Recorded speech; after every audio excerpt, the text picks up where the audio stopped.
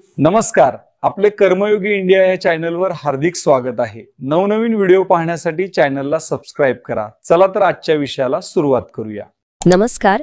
आज आपण एका अशा महान व्यक्तिमत्वावर बोलणार आहोत ज्यांचं नाव घेतलं तरी आदरानं मान झुकते. राष्ट्रसंत तुकडोजी महाराज. अगदी.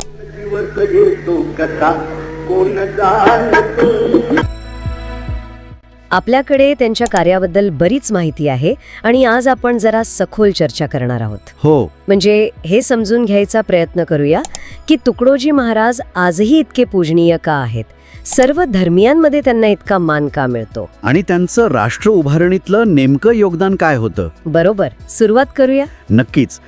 तुकडोजी महाराज म्हणजे ना फक्त संत नव्हते, ते समाज सुधारक होते, स्वातंत्र्य सैनिक होते आणि एक दृष्टे विचारवंत सुद्धा. त्यांचं कार्य फक्त अध्यात्मापुरतं नव्हतं बरं का. नाही, ते समाजात प्रत्यक्ष उतरलेलं दिसतं. अगदी.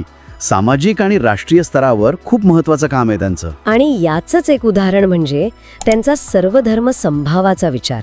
मला आठवते 2022 मध्ये तो मशिदींवरील भोंग्यांचा वाद सुरू होता ना. हो, होता. तेव्हा मोजरीच्या गुरुकुंज आश्रमातला भोंगा काही कारणाने बंद झाला, तर तिथल्या मुस्लिम समाजाने आग्रह केला की तो परत सुरू करा म्हणून. हे खरं आहे. आणि इतकंच नाही, महाराजांच्या पुण्यतिथीला भगवा रुमाल बांधून अल्लाहो अकबर अशी अजान देण्याची प्रथा आहे तिथे. काय सांगताय? हे किती विलक्षण आहे. हो, याचं मूळ त्यांच्या विचारात आणि कामात आहे. 1943 मध्ये गुरुकुंज आश्रम सुरू झाला ना, तेव्हा लगेचच त्यांनी श्री गुरुदेव प्रार्थना मंदिर उभारलं. तिथे कुठल्या एका धर्माचे नाही, सगळ्या धर्मांचे प्रतीक आहेत तिथे. बरोबर, सर्वधर्मीय प्रार्थना होते. ही त्या काळात म्हणजे फार मोठी गोष्ट होती. नक्कीच. आणि त्यांच्या विचारांची ताकद बघा. 1967 ची नागपूरची दंगल आठवते? हो, ऐकलंय त्याबद्दल. त्यावेळी ते कॅन्सरने खूप आजारी होते, प्रचंड त्रास होत होता, पण तरीही त्यांनी सगळ्या धर्मगुरूंना एकत्र बोलून शांततेचं आवाहन केलं. अरे बापरे, अशा परिस्थितीत? हो. ही आश्चर्य म्हणजे त्यांचं भाषण चालू असताना त्यांच्या ज्या उचक्या येत होत्या त्या थांबल्या होत्या. अच्छा. आणि प्रार्थना संपल्यावर परत सुरू झाल्या. म्हणजे त्यांची ती आंतरिक शक्ती आणि सामाजिक बांधिलकी अविश्वसनीय. म्हणजे शेवटच्या श्वासापर्यंत समाजासाठी जगले ते. अगदी. आणि हीच तळमळ स्वातंत्र्य लढ्यातही दिसते त्यांच्या.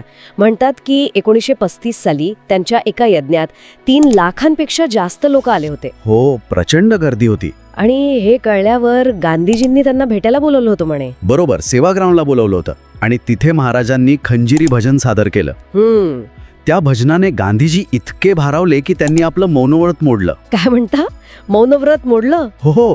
गांधीजी म्हणाले होते की तुकडोजी महाराज, तुमच्या भजनात आणि खंजिरीच्या आवाजात फार मोठी ताकद आहे. जबरदस्त. आणि ही ताकद त्यांनी लोकांपर्यंत पोहोचवली. त्यांची भजनं म्हणजे फक्त भजनं नव्हती, ती क्रांतीची गाणी होती. झाड झडूले शस्त्र बनेंगे, भक्त बनेंगे सेना. अगदी. किंवा ते आते हो तो आ जाओ दुश्मन के लष्कर, याने लोकांमध्ये असं स्फुल्लिंग चेतवलं की गावचं गावं ब्रिटिशांविरुद्ध उभी राहिली असतील. हो, म्हणूनच तर त्यांना अटक झाली, तुरुंगवास भोगावा लागला. म्हणजे भक्तीला त्यांनी थेट राष्ट्रकार्याशी जोडलं. बरोबर. आणि स्वातंत्र्यानंतर त्यांचं कार्य थांबलं नाही. बरोबर? अजिबात नाही. उलट राष्ट्र उभारणीच्या कामात ते आणखी सक्रिय झाले. कसं काय? 1962चं चीन युद्ध आणि 1965चं पाकिस्तान युद्ध, या दोन्ही वेळी ते स्वतः सीमेवर गेले होते. सीमेवर काय करायला? सैनिकांचं मनोधैर्य वाढवायला. तिथे खंजिरी भजनं गायली त्यांनी. अच्छा. आओ चिनियो मैदान में देखो हिंद का हात, असले वीररसपूर्ण भजन म्हणून सैनिकांना जोश दिला. कमाल आहे. त्यांच्या याच देशसेवेमुळे, निस्वार्थ कामामुळे तत्कालीन राष्ट्रपती डॉक्टर राजेंद्र प्रसाद यांनी तिथे त्यांचा सन्मान केला आणि त्यांना राष्ट्रसंत ही पदवी दिली. अच्छा, तेव्हा मिळाली ही पदवी. राष्ट्रपती म्हणाले होते ना, महाराज आप संत नाही, राष्ट्रसंत है. अगदी. किती समर्पक आहे हे. आणि याच राष्ट्र उभारणीच्या विचारातून मग ग्रामगीता आली. हो, ग्रामगीता हा तर त्यांच्या कार्याचा आणि विचारांचा काय म्हणतात त्याला कळसच आहे. थोडं सांगा ना त्याबद्दल. ग्रामगीतेत त्यांनी गावांना स्वयंपूर्ण कसं करायचं, ग्रामविकास कसा साधायचा, याचं इतक्या सोप्या भाषेत मार्गदर्शन केलं आहे. शिक्षण, आरोग्य, स्वच्छता, शेती, उद्योग, सहकार, सामाजिक सलोखा, सगळ्या गोष्टी आहेत त्यात. म्हणजे गावाच्या विकासाचा पूर्ण आराखडाच जणू. अगदी. आजही अनेक गावांमध्ये ग्रामगीतेनुसार काम चालतं. खऱ्या अर्थाने ग्रामीण भारतासाठी ती एक दीपस्तंभ आहे. आणि त्यांचं कार्य फक्त भारतापुरतं नव्हतं असंही म्हणतात. बरोबर आहे. 1955 मध्ये जपानला एक मोठी परिषद झाली होती, विश्वशांती आणि विश्वधर्म परिषद. ओके. तिथे त्यांनी भारताचं प्रतिनिधित्व केलं.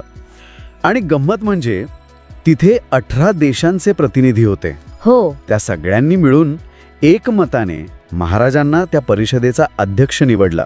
अरे वा, आंतरराष्ट्रीय स्तरावरही केवढा मान. तिथेही त्यांनी भारतीय संस्कृती, विश्वबंधुत्व, सर्वधर्म समभाव याचाच संदेश दिला. त्यांचं मूळ नाव वेगळं होतं ना? हो, माणिक बंडोजी इंगडे. त्यांचे गुरु होते अडकोजी महाराज. त्यांनी त्यांना तुकडोजी हे नाव दिलं. अच्छा, त्या नावामागे काही कारण? असं म्हणतात की ते लहानपणी तुकड्यांवर म्हणजे भाकरीच्या तुकड्यांवर गुजराण करायचे आणि स्वतःला तुकड्या दास म्हणायचे. बापरे, किती विनम्रता. हो, जमिनीशी जोडलेले संत होते ते. खरंच, एका सामान्य माणिकपासून राष्ट्रसंत आणि जगात विश्वबंधुत्वाचा संदेश देणारे तुकडोजी महाराज. थक्क करणारा प्रवास आहे हा. अध्यात्म, समाजसेवा आणि राष्ट्र उभारणी असा त्रिवेणी संगम फार कमी दिसतो. त्यांचं संपूर्ण जीवनच एक संदेश आहे. हो, वयाच्या फक्त 60त 11 ऑक्टोबर 1968ला ते ब्रह्मलीन झाले. पण त्यांचे विचार, त्यांचं कार्य ते आजही जिवंत आहेत. तर आजच्या चर्चेतून हे अगदी स्पष्ट झालं की राष्ट्रसंत तुकडोजी महाराज हे केवळ संत नव्हते. नाहीच, ते एक द्रष्टे समाज सुधारक होते, निष्ठावान स्वातंत्र्य सेनानी होते आणि समर्पित राष्ट्रसेवक होते. त्यांनी दाखवलेला मार्ग, विशेषतः सर्वधर्म समभावाचा आणि ग्रामविकासाचा, तो आजही तितकाच महत्वाचा आणि प्रासंगिक आहे. अगदी. आणि हे सगळं ऐकल्यावर एक विचार मनात येतो. आजच्या जगात आव्हानं खूप वेगळी आहेत, गुंतागुंतीची आहेत.